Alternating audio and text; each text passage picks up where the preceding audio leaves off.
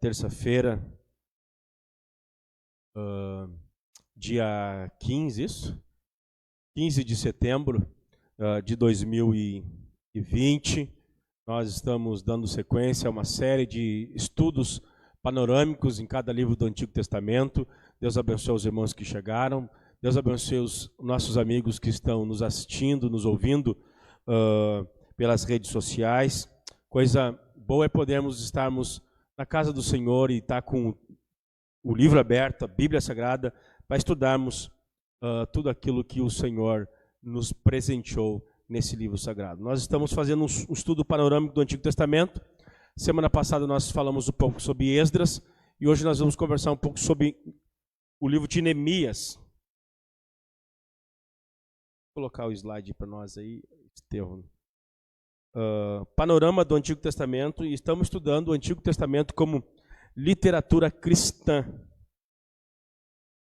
E eu gostaria de convidá-los a abrirem o livro de Neemias, capítulo 1, antes de nós falarmos qualquer coisa. Neemias, capítulo 1, verso 1 em diante. Neemias ora por Jerusalém. As palavras de Neemias, filhos de Acalias, no mês de Quisleu, no ano 20º, estando eu na cidade de Suzã, veio Anani, um dos meus irmãos, com alguns de Judá. Então lhes perguntei pelos judeus que escaparam e que não foram levados para o exílio e acerca de Jerusalém. Disseram-me: os restantes que não foram levados para o exílio e se acham lá na província estão em grande miséria e desprezo. Os muros de Jerusalém estão derribados, suas portas queimadas. Tendo eu ouvido estas palavras, assentei-me e chorei e lamentei por alguns dias.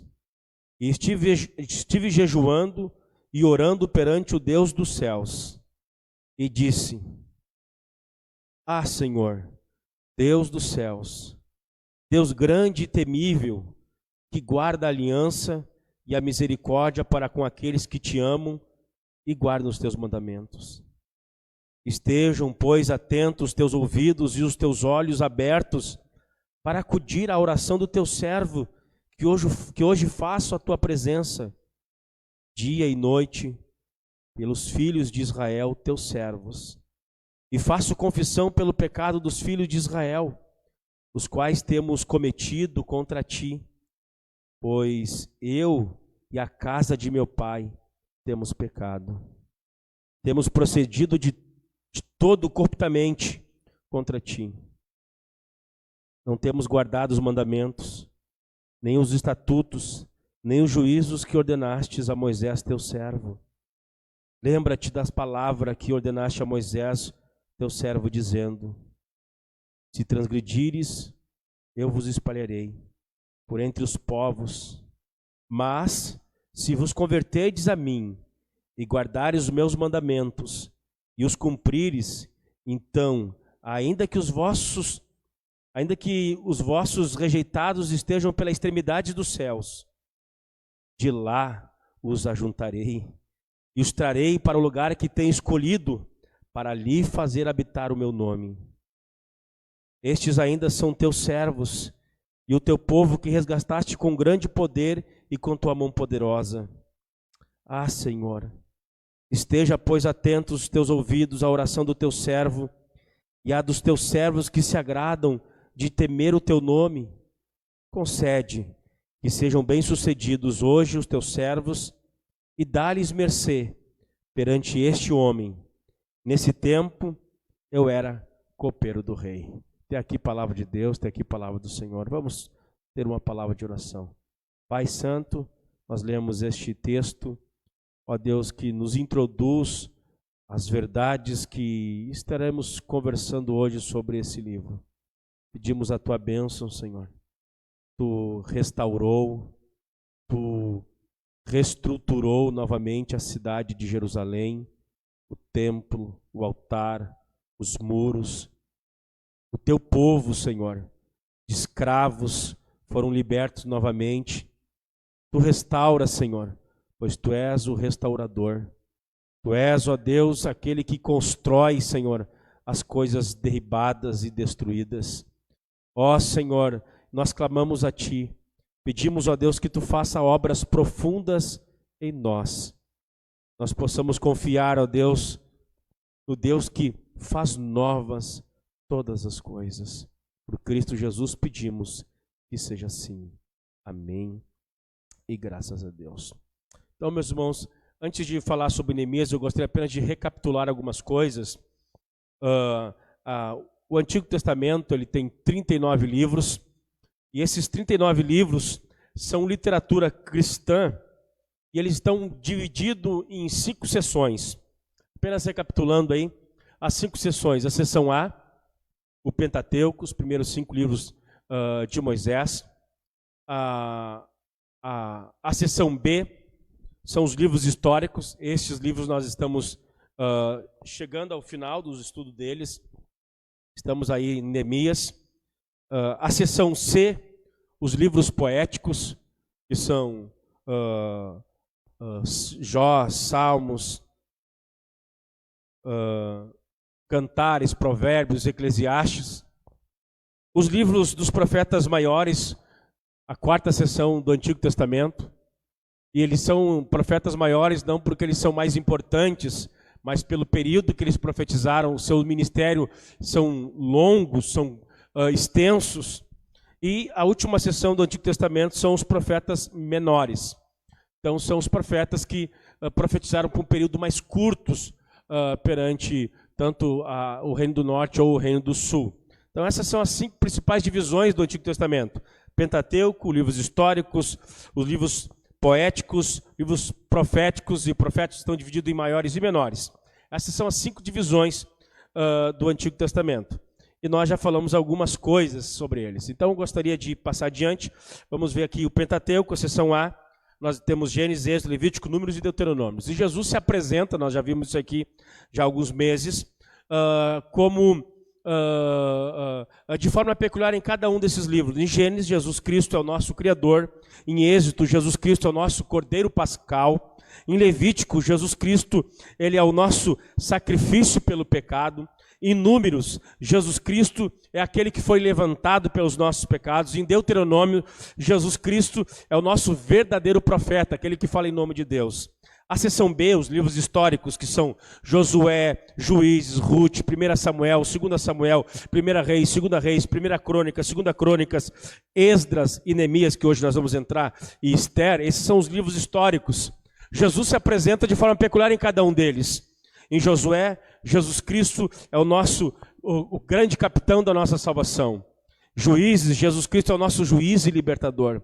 Em Ruth, Jesus Cristo é o nosso resgatador, o nosso Boaz, o nosso Goel, o nosso libertador. Em 1 Samuel e 2 Samuel, Jesus Cristo é o nosso rei. 1 e 2 Reis, Jesus continua se apresentando como o nosso rei, o Messias prometido. Em Crônicas e 2 Crônicas, Jesus é aquele que acaba a obra que ele inicia.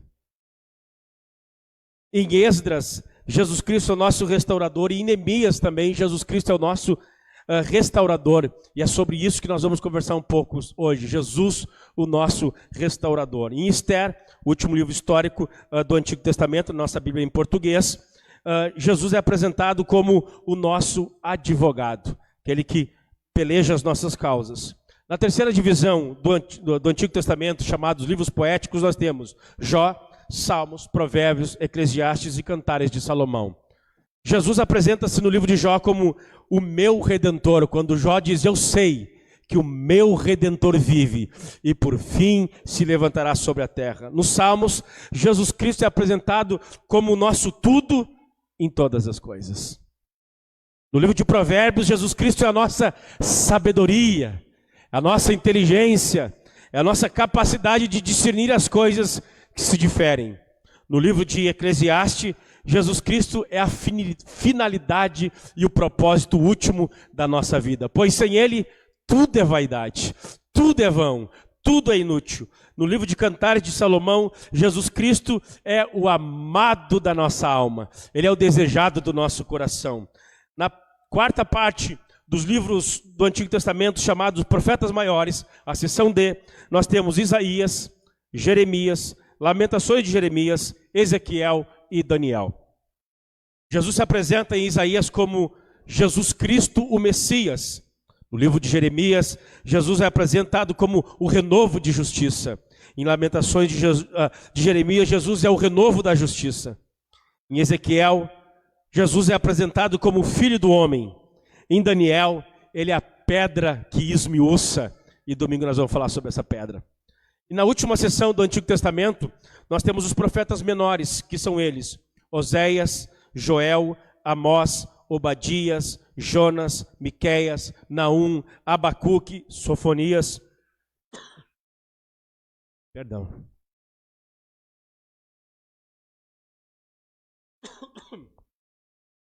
Sofonias, Ageu, Zacarias e Malaquias.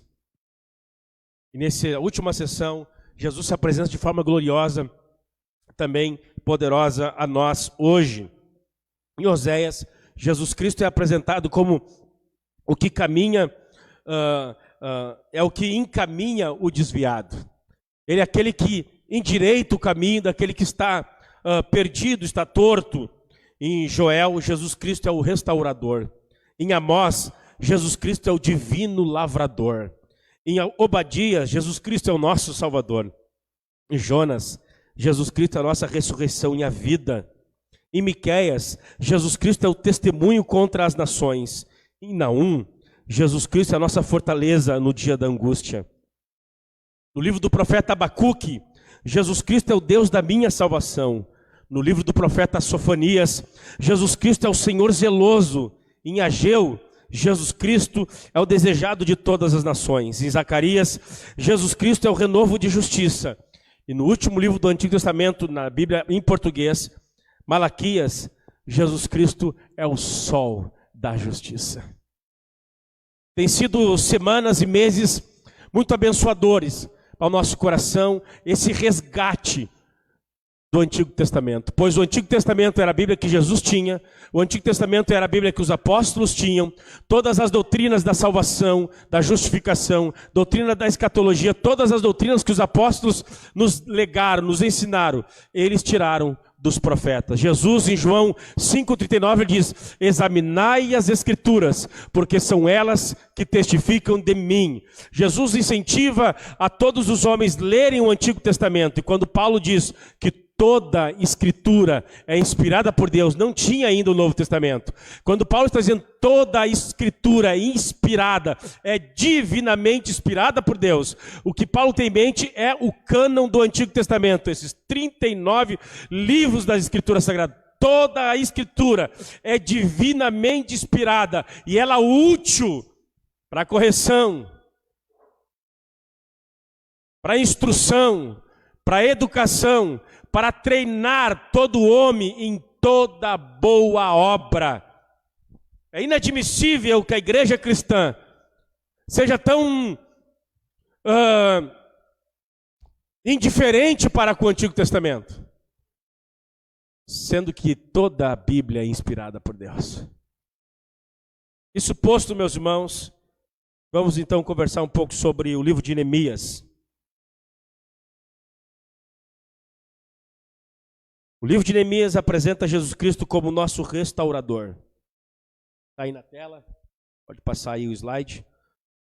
Esse livro nos fala sobre o regresso liderado por Neemias e a reconstrução dos muros de Jerusalém. Tema do livro. Qual o tema do livro de Neemias? O livro identifica tanto a fonte do problema quanto a fonte da esperança. Israel deixa de guardar aliança com o eu sou, mas Deus é o fiel em perdoar e restaurar. A ideia aqui de Neemias, ele explica aqui qual foi a fonte do exílio, qual foi a razão do exílio, do cativeiro. Foi eles abandonarem a lei de Deus, foi eles abandonarem os mandamentos de Deus, foi eles abandonarem a vontade de Deus. Todavia, Neemias nos mostra, nos apresenta o povo de Deus renovando esse pacto, renovando a aliança, voltando a ler, especialmente no capítulo 8 em diante, quando Esdras vem, enviado pelo rei Artaxerxes, um rei persa, outro rei persa, para que o culto fosse aperfeiçoado, para que o culto fosse instituído em Jerusalém, para que o templo de Deus fosse purificado, para que a liturgia fosse revista. Ele lê 6 horas a fio as Escrituras Sagradas.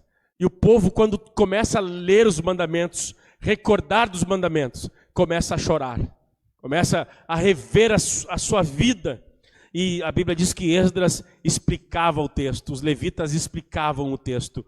Então o livro de Neemias mostra tanto a fonte do problema, eles abandonaram a lei, mas também como a solução, eles voltando para a lei. E mais do que isso, eles apresentam o Deus das Escrituras como um Deus cheio de bondade, cheio de tolerância, cheio de misericórdia, que quando o seu povo volta assim em arrependimento, ele está pronto para restaurar os seus filhos, ele está pronto a restituir a sua nação. Que coisa preciosa! Esse é um grande tema, então, do livro de Neemias. O regresso liderado por Neemias e a reconstrução do muro é colocado nesse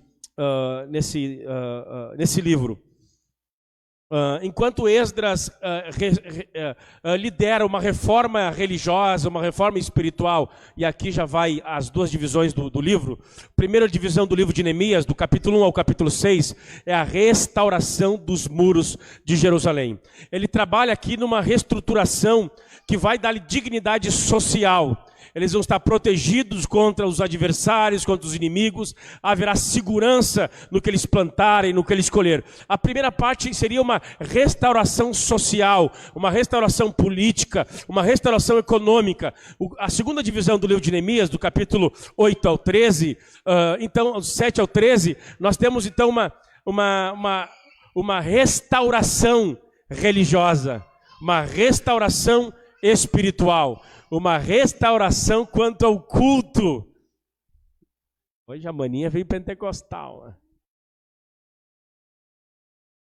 Então, o livro tem essas duas divisões. Primeira parte do 1 ao 6, segunda parte do 7 ao 13. A restauração social, política, a sua dignidade como nação, como povo, quando as muralhas de Jerusalém são reerguidas, reestruturadas, a segurança. E ela voltou para o mesmo lugar. O problema é ela desligar o som lá. E a segunda parte, então, é a reforma e a restauração religiosa, a adoração, o culto a Yahvé é restabelecido. O autor, como o próprio nome diz, o autor é Neemias, esfera de ação e data. Desde a viagem de Neemias à cidade de Jerusalém, até a restauração do culto no templo com a chegada de Esdras, isso cobre um período de mais ou menos uns 12 anos. Isso data mais ou menos de 445, 446 antes de Cristo a 434, 435 antes de Cristo. Um período de 12 anos esse livro vai percorrer, ok? Conteúdo do livro. Vamos correr que a gente tem bastante coisa para falar hoje.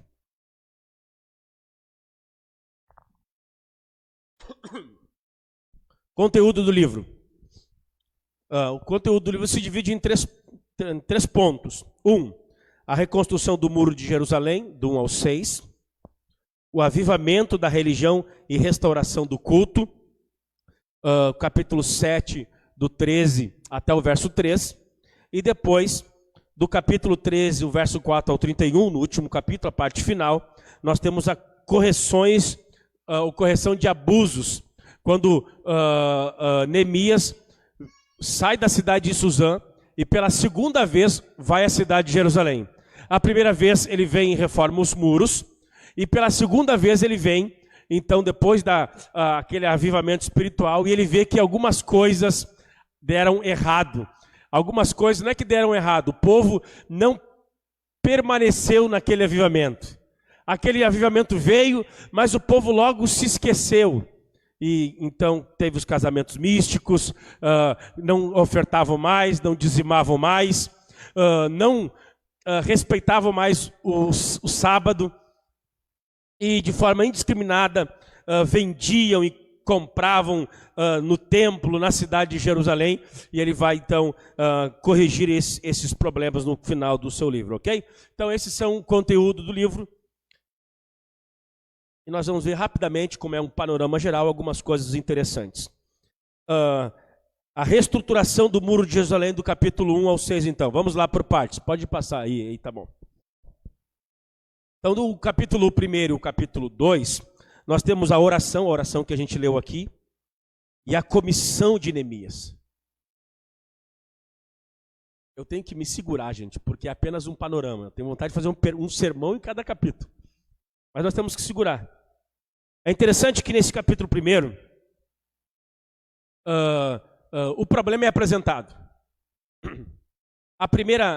Nós vemos em Esdras ali, no livro de Esdras semana passada, que o primeiro governador a voltar para reconstruir a cidade de Jerusalém foi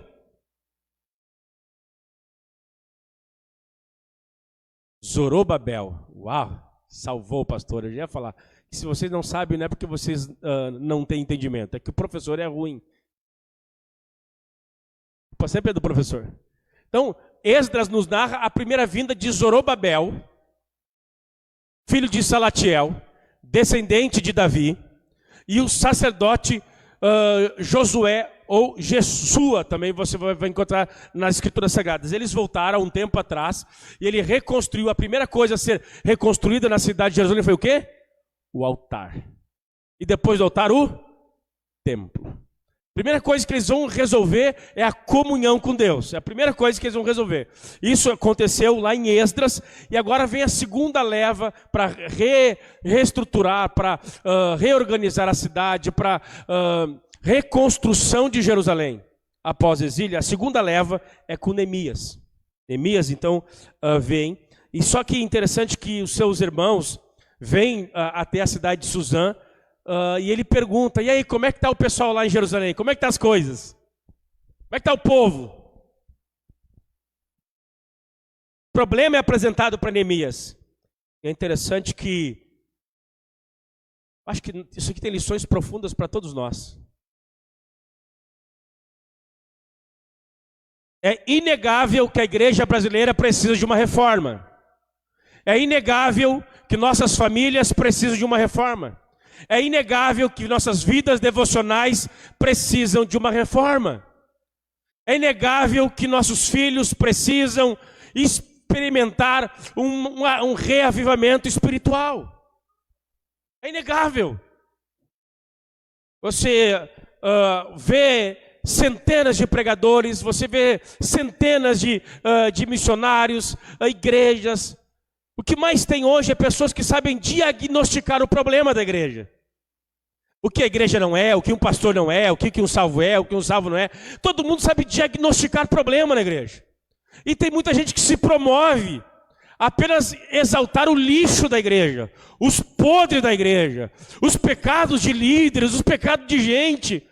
Mas deixa eu te dizer uma coisa para vocês: falar mal de crentes ruins não te fará um crente bom. Falar de gente carnal não te fará ser espiritual. Nós temos muito para aprender o que significa avivamento e o que significa ser cheio do Espírito com a pessoa de Neemias e com o livro de Neemias. Neemias, em primeiro lugar, nessa reforma gloriosa, nessa reconstrução, ele ouve do problema, o verso 3. Disseram-me: o restante que não foram levados para o exílio se acham lá na província, estão em grande miséria, estão em desprezo. Os muros de Jerusalém estão derribados e as suas portas estão queimadas. Primeira coisa, ele ouve o problema. Ele sabe do problema. Segunda coisa que ele faz quando descobre o problema, da necessidade de reforma, de restauração. Porque tem gente que não está nem aí, nem se interessa. A vaca está indo para o brejo e ele não tem noção. Nem sabe o que está acontecendo. Neemias, preocupado, ele se inteira. Ele ouve do problema. A segunda coisa que ele faz, verso 3 diz,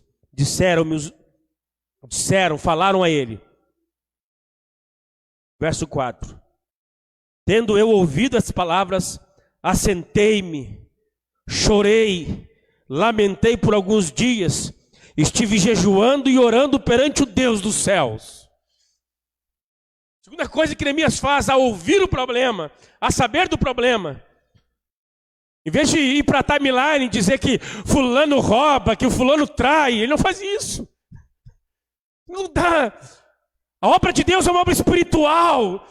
Só haverá reforma na família, só haverá reforma na igreja, só haverá reforma no púlpito. Não apenas ficar denunciando o que o evangelho não é, o que uma mulher não é, que não é ser homem. Haverá reforma quando nós nos humilharmos diante de Deus e pedimos ajuda celestial. Ele sentou e ele chorou, ele se entristeceu, ele orou, ele buscou, ele invocou ao Deus dos céus. Não somente isso. Ele comunicou quem poderia ajudar de direito. A Bíblia diz que no verso de número 11 do capítulo 1 diz que ele era copeiro do rei. Copeiro aqui não pensa que é um servicinho ralé. Isso aqui seria um braço direito do homem.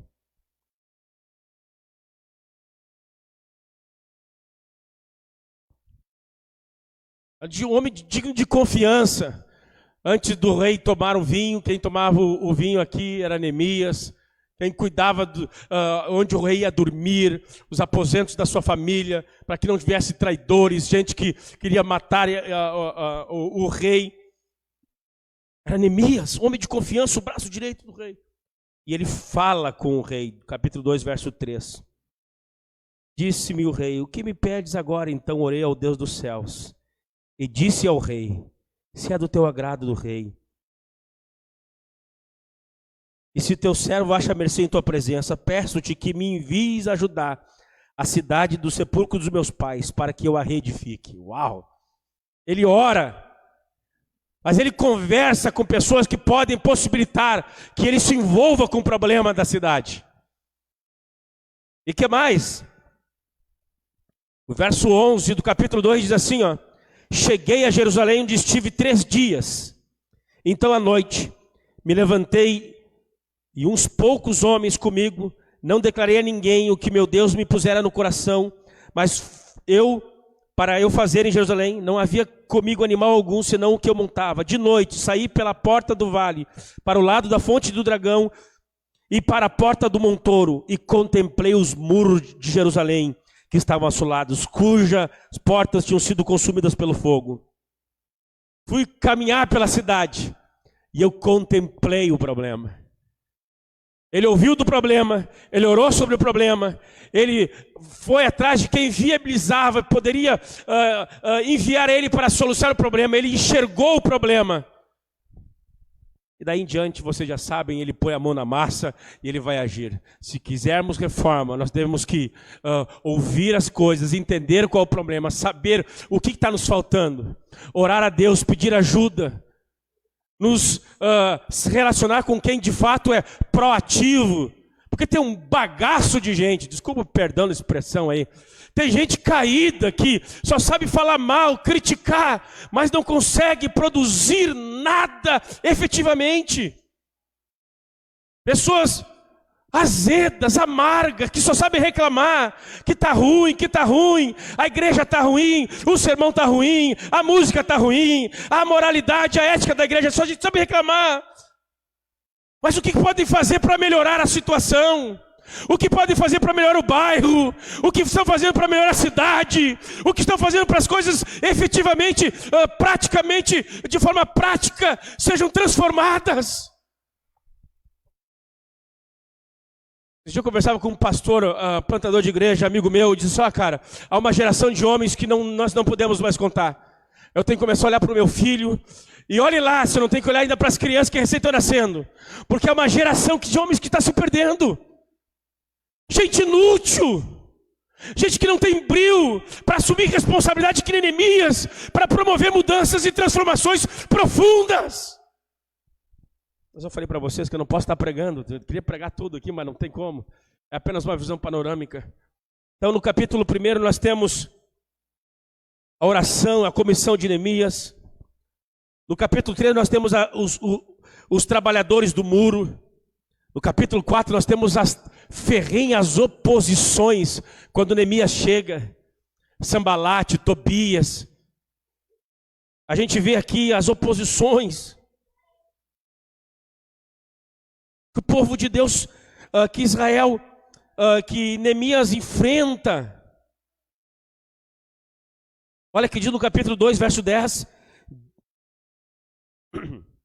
Então, verso 9. Então Neemias diz assim: fui aos governadores da além do Eufrates, lhes entreguei as cartas do rei, pois o rei ia enviar a ele.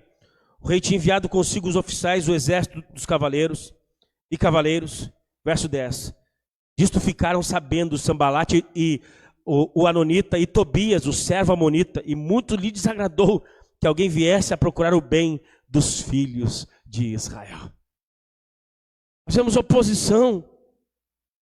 Nós vemos os trabalhadores que na reedificação dos muros. Então se dispôs Elisibe, o sumo sacerdote, com os sacerdotes, seus irmãos, a reedificarem as portas das ovelhas. E depois tem uma lista de homens e pessoas que o Senhor foi despertando para pôr a mão na massa.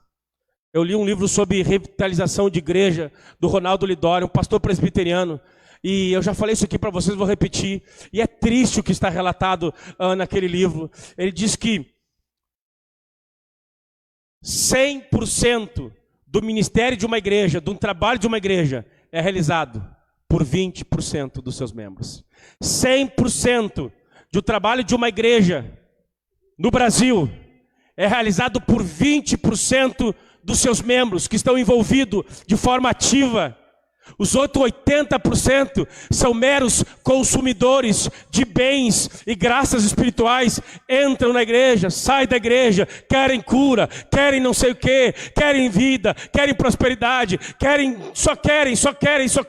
Esquecem que Jesus nos ensinou: o Filho do Homem não veio para ser servido, o Filho do Homem veio para servir e dar a sua vida em resgate do mundo, em resgate de muitos. A igreja é um lugar de servir. A igreja é o lugar em que nós damos a Deus, damos aos irmãos nosso tempo, nossos dons, nossos talentos, nossas finanças para servir os outros e ao Senhor. Isso aqui não é um teatro. Eu não sou um palhaço. Isso aqui não é um picadeiro. Nós não estamos aqui para simplesmente ser telespectadores. Nós viemos aqui para prestar um culto ao Eu Sou, a Yahvé, ao Pai, ao Filho e ao Espírito Santo. É um serviço que nós cultuamos ao Senhor, que nós damos ao Senhor. Capítulo 13 e 4 nos falam dessa oposição. Capítulo 5 fala sobre os nobres repreendidos por ouvir o povo. Neemias repreende os ricos da cidade que estavam oprimindo as pessoas. Os líderes que antecederam ele estavam oprimindo a nação de Israel. É interessante que Neemias aqui,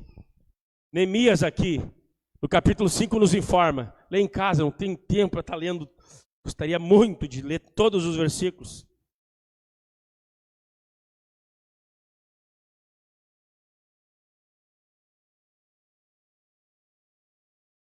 (verso 5:14) Também desde o dia em que fui nomeado seu governador na terra de Judá, desde o 20º ano até o 32º ano do rei Artaxerxes, 12 anos, nem eu, nem os meus irmãos comemos o pão devido ao governador. Mas os primeiros governadores que foram antes de mim oprimiram o povo e lhe tornaram pão, e lhe tomaram pão e vinho, além de 40 ciclos de prata, até os seus moços dominavam sobre o povo, porém eu assim não fiz por causa do temor de Deus. Uau! Neemias, para que você entenda, ele era um ministro, o que hoje é um ministro da República. Ele tinha uma pasta, imagina uma pasta, né? Pasta da educação, pasta da segurança, imagina isso. Neemias era o copeiro do rei, ele tinha uma pasta, ele tinha um salário altíssimo, ele tinha privilégio, ele estava numa cidade sofisticada. Noemias tinha conforto, tinha luxo, tinha fama, e ele renuncia a tudo isso por causa do sofrimento dos filhos de Deus, por causa do povo de Deus, por causa da casa de Deus, por causa da cidade de Deus. Ele abre mão da sofisticada cidade de Suzã. Podia ser Nova York, Manhattan, Las Vegas, uma grande metrópole sofisticadíssima, e ele abandona e vai lá para a cidade que está em ruínas, pois o evangelho exige dos seus seguidores renúncia por amor e temor ao Senhor. Se isso não bastasse, ele abnegou do seu salário. Nossa, meu.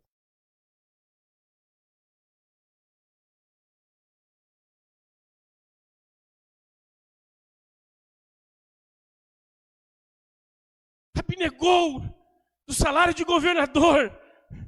Imagino que se hoje já não é baixo, tu imagina naquela época que os negócios eram contabilizados em ouro e prata. Cabeça de gato. Eu tenho que correr, eu tenho tanta coisa linda para falar. Capítulo 6, eles terminam então a reconstrução dos muros. Tendo ouvido Sambalate, Tobias, Gesem, o arábio, o resto dos inimigos que eu tinha edificado o muro e que nele já não havia brecha nenhuma, ainda que até o tempo não tinha posto as portas nos portais, Sambalate e Gesem mandaram dizer-me: vem, reconstruamos nas aldeias, no vale do Ono, e assim por diante. Mais uma vez, dizer que eles não têm nada com eles. Capítulo 6, então nós temos a finalização. Capítulo 6, verso 15, por favor, leia comigo.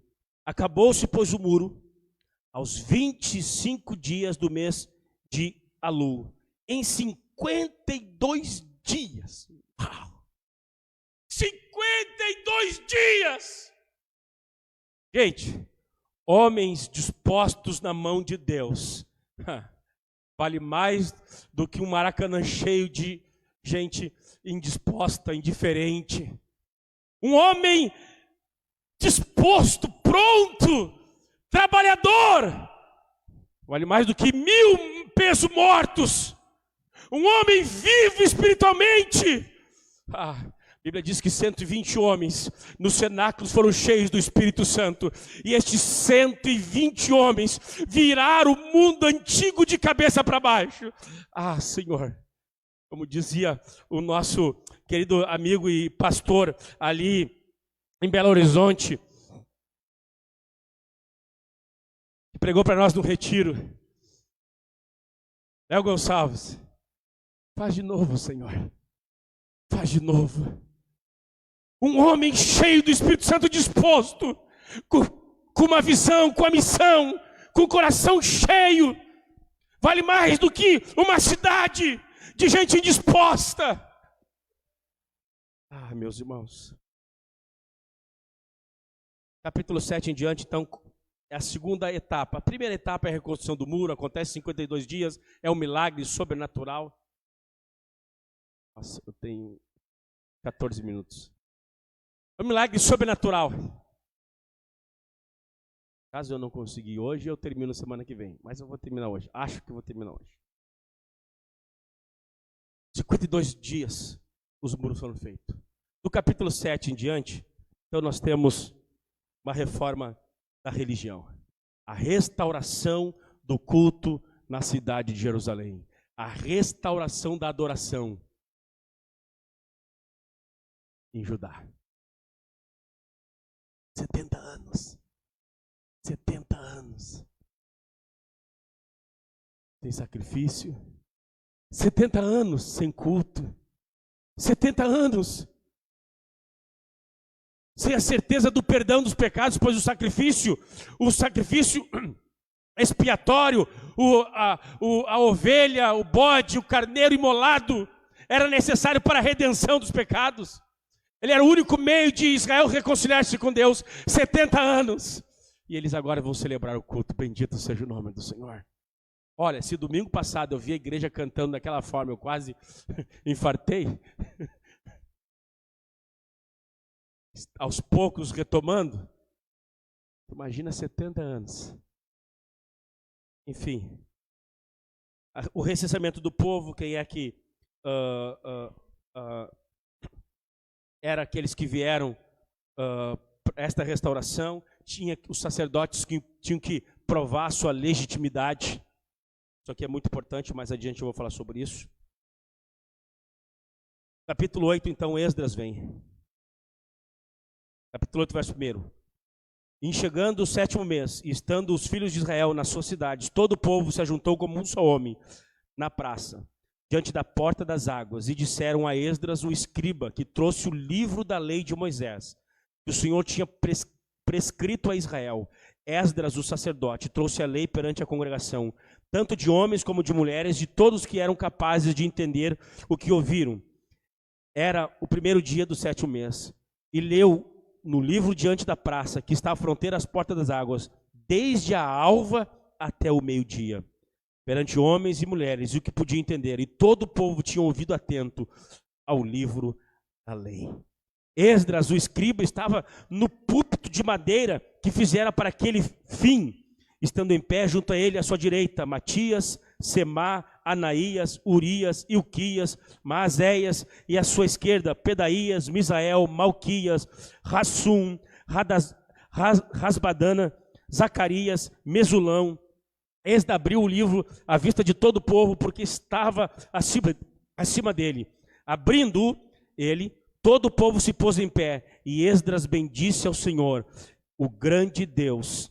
E todo o povo respondeu, amém, amém. Levantando as mãos, inclinaram-se e adoraram ao Senhor com o rosto em terra. 6 horas de meditação. O texto que você lê em casa vai dizer que eles explicavam, os sacerdotes, esses levitas e sacerdotes que estavam aqui, eles explicavam ao povo o que Esdras estava lendo. Era uma exposição bíblica. Lia, explicava e aplicava. Coisa gloriosa. No capítulo 9 e o capítulo 10, nós temos os efeitos, os resultados da pregação da palavra de Deus, da exposição da palavra de Deus. Arrependimento e confissão de pecado. O povo se arrepende, eles confessam os seus pecados, eles lamentam, eles choram, eles abandonam. No capítulo 10 de Neemias, eles renovam a aliança. Eles fazem um pacto com o Senhor. 10:28, o resto do povo, os sacerdotes, levitas, os porteiros, os cantores, os servidores do templo, e todos que tinham separado do povo outras terras para a lei de Deus, suas mulheres, seus filhos, suas filhas, todos que tinham saber e entendimento, firmemente aderiram os seus irmãos, os seus nobres, convieram numa imprecação e num juramento. Imprecação é a maldição. Maldito serás quem não obedecer. E também em juramento, juramos que andariam na lei de Deus, que foi dada por intermédio de Moisés. Essa que Esdras acabara de ler. Que guardariam e cumpririam todos os mandamentos do Senhor nosso Deus, e os seus juízos, os seus estatutos, de que não dariam as suas filhas aos povos da terra, que não tomariam as filhas deles para os seus filhos, de que trazendo o povo da terra no dia do sábado, qualquer mercadoria, qualquer cereal para venderem, nada comprariam deles no sábado, nem no dia da santificação. De que no ano 7º abririam mão da colheita de todo e qualquer cobrança. Lembra que eles foram levados cativo porque não deram descanso à terra. Agora estão revendo, Senhor, nós não faremos mais isso. Quando a palavra de Deus é pregada, os pecados são expostos. O Espírito leva as pessoas ao arrependimento, eles abandonam suas iniquidades. Capítulo 11, Jerusalém novamente habitada. Capítulo 12 e 13, nós temos a dedicação dos muros. Neemias volta para Suzã, volta para a Pérsia. Ele volta. No capítulo 13, ele volta e vê que algumas coisas estão extremamente equivocadas. Nós temos a violação da santidade do templo, porque Tobias se aparentou com um dos sacerdotes. Esse Tobias, inimigo do povo de Deus, inimigo da lei de Deus, tinha um dormitório na região do templo, dentro do templo. Que coisa horrível. Através de casamentos místicos, sacerdotes casaram com, se aparentaram com Tobias, o inimigo do povo de Deus. Nós temos a violação da lei referente aos levitas, capítulo 13, verso 10 ao 14, em que eles não traziam dízimo, não sustentavam os obreiros da casa de Deus. Capítulo 13, verso 15 ao 22, eles começaram a quebrar a lei do sábado. Capítulo 13, 23 ao 31, eles então começam a violar a lei da separação e se misturar novamente em casamentos de judeus com não-judeus, gente que não temia o Senhor. Eu gostaria de terminar falando sobre a teologia do livro, nesses 5 minutos que me restam. Teologia do livro. 3 pontos principais. Deus é soberano. Deus é um tema prioritário. Sua soberania e sua providência. A identidade de Israel é um tema importantíssimo no livro de Neemias. E por último, os líderes de Israel, Esdras e Neemias. Aqui como Neemias e Esdras são um livro, eu vou fazer uma aplicação aqui de ambos como os líderes da restauração, ok? Então, 3 temas importantes. Deus, na sua soberania e sua providência. A identidade de Israel. Por isso que tem aquela genealogia, por isso que eles tinham que provar de quem eles eram. E os líderes de Israel são os temas mais prioritários desse livro. Vamos por partes. Teologia do livro. A seção A. Deus, soberano em sua providência. Preste bem atenção no que eu vou ler para vocês. Fica evidente a pessoa de Deus. Pois a Bíblia não é autobiográfica, embora são livros históricos, lembra que eu falei para vocês, são livros históricos, mas é histórias que apresentam Deus, que falam acerca de Deus, seus atos, seus atributos, sua glória e sua majestade. Em Esdras 1:1, diz que para se cumprisse a profecia de Jeremias, Deus despertou o espírito de Ciro para que enviasse Zorobabel. Lá no livro de Esdras isso tudo está escrito. Então, mediante a profecia, mediante a palavra de Deus, Deus demonstra a sua soberania e fidelidade a Israel. Todos esses atos e esses eventos estão acontecendo porque Deus pré-determinou. Porque Deus está assim fazendo e realizando. Jeremias predisse que o cativeiro iria durar durante 70 anos, a fim de proporcionar à terra os descansos sabáticos que ela tanto precisava, conforme diz 2 Crônicas 36, 21. E dará a Israel o castigo devido à sua infidelidade, conforme diz Isaías 40 e o verso 2. Deus está concorrendo, Deus está dispondo todas as coisas.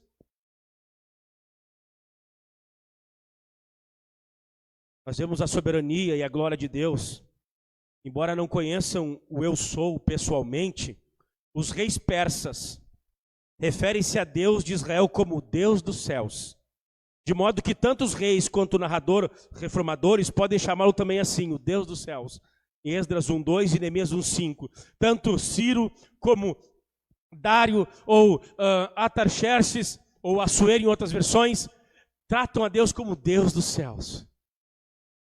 Os ímpios, pagãos reconhecem o Deus que domina céus e terra.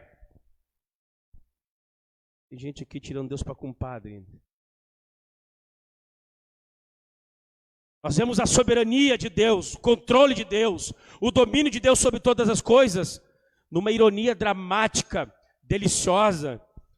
Eu sou leva incircunciso o rei Ciro a pastorear Israel em seu segundo êxodo, quando o povo sai dos 70 anos e volta para Jerusalém, a fim de que o povo adore no templo em Jerusalém, como diz Esdras, o Espírito do Deus dos céus me chamou para fazer um templo e um culto, a adoração a esse Deus. É como se Ciro, pagão, Ciro não se converteu. Ciro, ele quer agradar os judeus, ele está pensando que está fazendo alguma coisa de benefício, de generosidade dele, mas mal sabe ele que por trás do seu domínio está o domínio do Senhor. Deus está usando eles para que Israel volte e restaure a sua terra, o seu culto, o seu templo, os muros, a adoração. Volte, que Deus volte a ser adorado na beleza da sua santidade. E ele usa Ciro um rei persa, ímpio, idólatra, pagão, para conduzir. E tu ainda desconfia que Deus pode usar pastores, cara. E tu desprezando o teu líder aí do PG, despreza o líder da congregação. Se Deus usa até mesmo pagãos, imagina os seus filhos que Ele batizou com o seu Espírito Santo e lhes deu conhecimento da sua palavra. Deus veio ao seu povo através de Ciro como fosse um pastor. Isaías 45:4 diz: Ciro, a quem eu chamei para pastorear o meu povo. Nós vemos em quarto lugar a soberania e a providência de Deus. É irônico que Dário ordene os inimigos de judeus a não interferir na reconstrução, quando estes vão caluniar diante do rei Dário, dizendo: não, esse povo está reconstruindo, esse povo é rebelde, esse povo vai se rebelar contra ti, não vai querer pagar impostos para ti. Deus usa Dário, diz: não, para com isso, rapaz, deixa eles fazer, porque está escrito aqui nas leis que um rei anterior a mim, chamado Ciro, não apenas ordenou que eles fizessem, mas deu dinheiro, financiou meios para que eles fizessem a casa desse Deus. Parem de fazer pecuinha, parem de difamar, parem de mentir, parem de falar mal, parem de criticar. Ser bobo, a verdade vem à tona. Você não pode se promover pela mentira, pelo engano, pela calúnia. Dário consultou de forma soberana os registros antigos e lá viu que os judeus não estavam em rebelião, mas Deus estava conduzindo o seu povo a um outro êxodo, a uma nova libertação, depois de 70 anos, a reerguer a sua cidade. Uau! Penúltimo lugar, Artaxerxes também é símbolo da soberania e do poder de Deus, que considerava a sua missão de preservar o Império Artaxerxes, que considerava a sua missão preservar o Império Persa. Ele tinha como meta: eu vou cuidar do Império Persa. Ironicamente, enviou Esdras, descendente de Arão, com a incumbência de restaurar a congregação de Eu Sou. O escriba, vai lá e ensine a lei ao povo. E é interessante que Esdras 1:5 diz que todos os judeus que voltaram para a Palestina, eles voltaram porque o Senhor trocou nos seus corações. Esdras e Neemias nos revelam a soberania e o governo de Deus, agindo sobre os reis, agindo sobre as circunstâncias, sobre indivíduos, pois Deus tem o coração na mão. Bendito seja o nome do Senhor.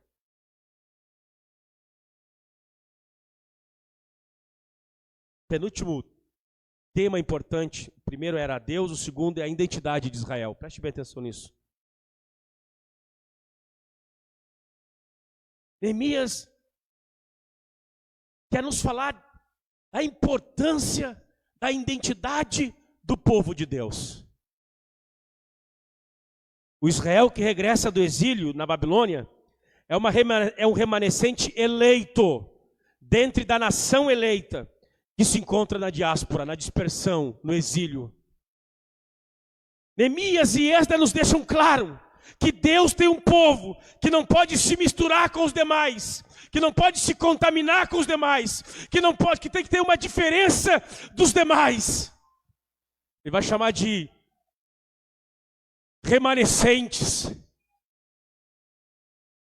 Embora Ciro autorize o regresso de qualquer um entre vós, qualquer um que queira voltar, diz Ciro, lá em Esdras 1:1, qualquer um que queira voltar, pode voltar.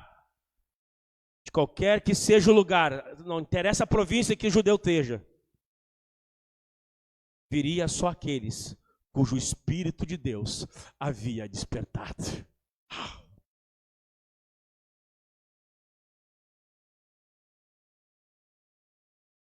Esse tema é importante, a identidade de Israel. Em segundo lugar, Israel inclui, preste bem atenção, no livro de Esdras e Neemias, o povo de Deus, o povo eleito, o povo salvo, inclui todos os que se separam dos povos de outras terras para seguir a lei de Deus, conforme Neemias 10:28, 29 ao 30. E exclui os que descendem dos mesmos ancestrais, porém não querem se identificar com a congregação dos que regressam.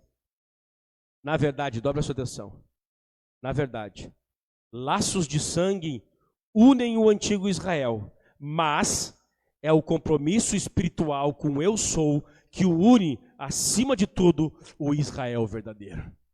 Esdras e Neemias, preste bem atenção aqui, ó. Ei, olha aqui para mim. O que une, o que identifica alguém como Israel verdadeiro não é o seu sangue, mas é o amor a Deus verdadeiro. Bendito seja o nome do Senhor. É isso que nos faz a diferença. A igreja não é um clube.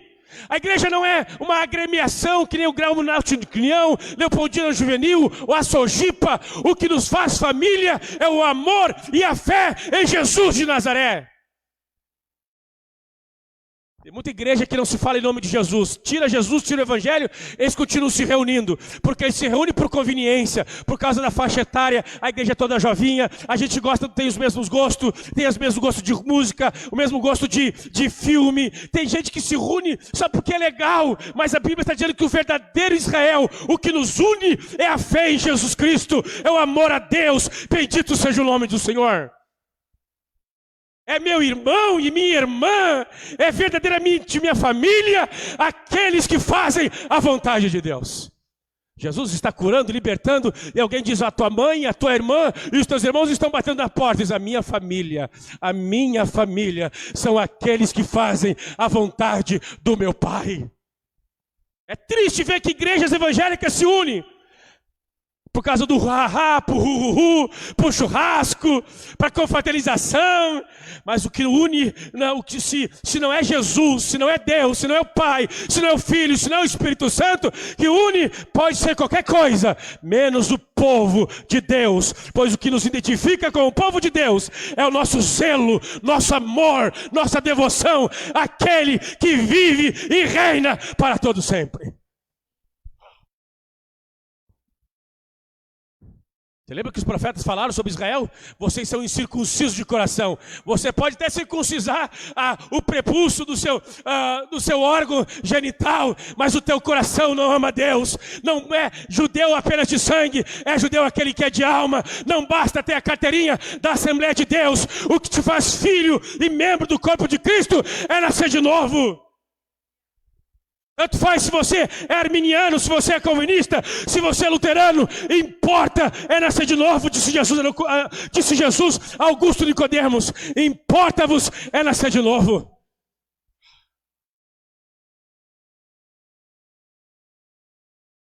Identidade de Israel e amém. Tem um último toque, mas eu não vou falar agora, que já passou o horário. Vamos estar em pé no nome do Senhor Jesus.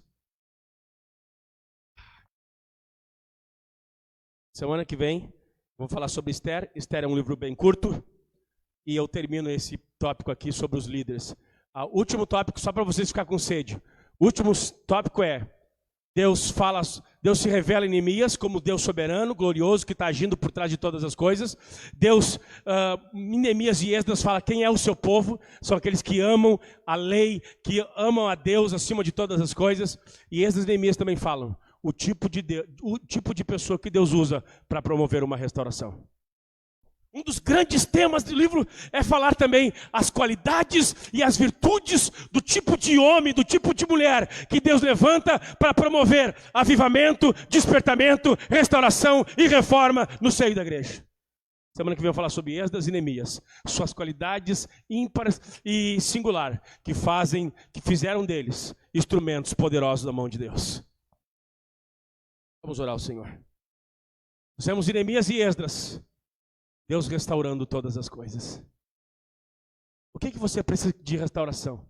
Apenas algumas aplicações práticas aqui. O que você precisa restaurado? Lembra quando você se converteu? Sua vida devocional era virtuosa, vibrante. Só que o tempo passou, parece que a vida devocional... Tem gente que chega no culto de oração depois das 8h30. O culto de oração é das 8 às 8h30. Peço encarecidamente aos músicos que estiverem escalados na terça-feira, venham um pouco antes, arrumem a música, orem ao Senhor, depois cantem. Aos irmãos que vêm no nosso culto de terça, oração e ensino, oração é das 8 às 8h30. Um dia orou mais. Jesus em Neemias e Esdras diz que ele pode restaurar as coisas que estão quebradas. Quem sabe um dia você evangelizou, quem sabe um dia você foi mais fervoroso, amou mais a Deus, leu mais a palavra, amava mais as pessoas, virou amargo, cínico, azedo, desconfia de todo mundo, ninguém presta, virou um crítico. O Deus de Neemias, que restaura as coisas que estão em ruínas, está aqui essa noite. Quem sabe você começou a vida cristã, se apaixonou pelo rapaz, casou com ele, no processo as coisas ficaram tão ruins. Conheceu a moça, era piedosa, gentil, amava a missão, amava a igreja. E agora você está escandalizado, porque o que você tem é um crente nominal do seu lado. Crente de aparente, um fariseu, um cínico, um hipócrita. Deus que restaura a nossa espiritualidade está aqui essa noite. O Deus de Neemias está aqui essa noite. Vamos orar ao Senhor.